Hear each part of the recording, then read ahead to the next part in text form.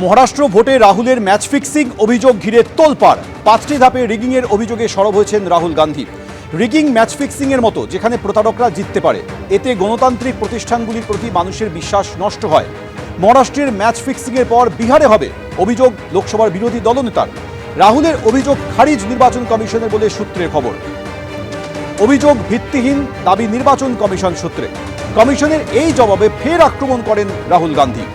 গুরুতর অভিযোগের জবাবে স্বাক্ষরহীন নোট সাংবিধানিক সংস্থার কাছে কাম্য নয়, সোশ্যাল মিডিয়ায় পোস্ট করেন লোকসভার বিরোধী দলনেতা।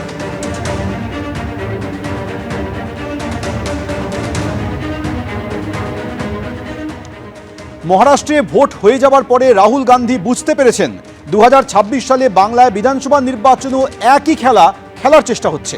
কটাক্ষ কুণাল ঘোষের। রাহুল গান্ধী তার দল গোটা জিনিসটা ঘটে যাওয়ার পর তারা বুঝতে পারেন, আর বাংলায় মমতা বন্দ্যোপাধ্যায় অনেক আগে সেটা ধরে ফেলেন। এইটা হচ্ছে তফাৎটা। এই যে মহারাষ্ট্রে ভুয়ো ভোটার, দিল্লিতে ভুয়ো ভোটার, এই একই খেলা তো বাংলায় হতে গেছে 2026কে লক্ষ্য রেখে। মমতা বন্দ্যোপাধ্যায় ধরে ফেলেছেন, অন্য রাজ্যের ভোটার লিস্ট থেকে আমাদের ভোটার লিস্টে ঢুকিয়ে দেওয়া হচ্ছে। এ তো ধরেছেন এসব কারচুপি। তৃণমূল কংগ্রেস কেন্দ্রের নির্বাচন কমিশনকে প্রতিবাদ জানিয়েছে। তৃণমূল কংগ্রেস নিজেরা পুরো দস্তুর এই ভোটার তালিকা স্ক্রুটিনি বাড়ি বাড়ি গিয়ে শুরু করে দিয়েছে।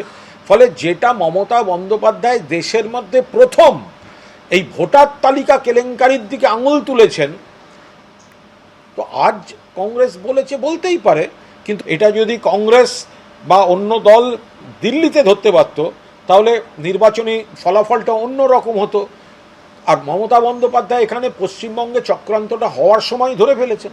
देखिए, हमारे अपोजिशन के साथ यही दिक्कत है, जहाँ पे वो जीतते हैं वहाँ पे बोलते ईवीएम अच्छी है, जहाँ पे वो हार जाते हैं बोलते ईवीएम खराब है, मैच फिक्सिंग है। तो आज मैच फिक्सिंग जैसे बोल रहे हैं, कुछ बच्चों को मैच नहीं खेलना आता। हम बचपन पे जब खेलते थे ना, क्रिकेट खेलते थे या खेलते थे, तो कुछ बच्चों को क्रिकेट खेलना नहीं आता था, आउट हो जाते थे जल्दी जल्दी, विकेट गिर जाता था, तो उनको लगता था कि पिच सही नहीं है या अंपायर सही नहीं है।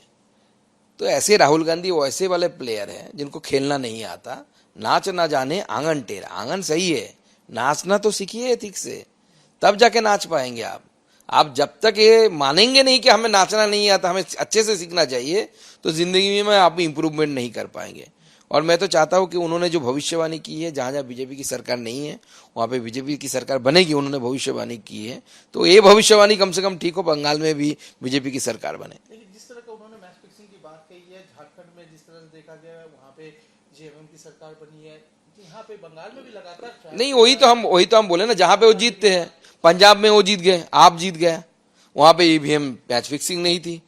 हेमंत सोरेन जी जीत गए झारखंड में, वहां पे मैच फिक्सिंग नहीं थी। पश्चिम बंगाल में ममता बनर्जी जीत गई, वहां पे मैच फिक्सिंग नहीं थी।